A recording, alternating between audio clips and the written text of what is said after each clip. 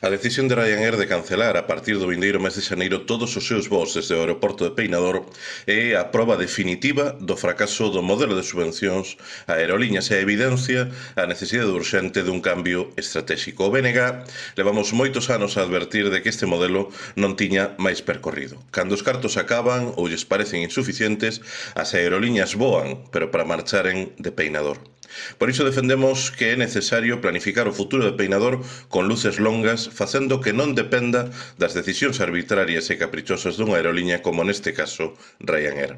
As subvencións só benefician as compañías privadas sen garantiren unha oferta estável, deixando Vigo cunha conectividade aérea insuficiente e precaria.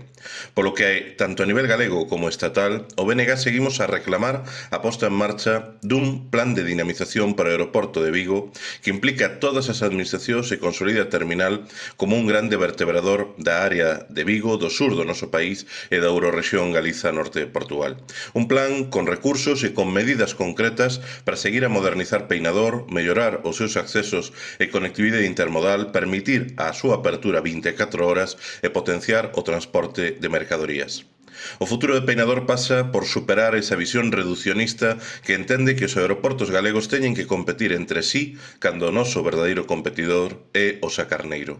A aposta do BNG é articular un verdadeiro sistema aeroportuario galego que desde a cooperación e a coordinación, tecendo sinerxías e complementando as potencialidades de cada terminal a través da súa especialización, permita mellorar a oferta aeroportuaria en chave de país.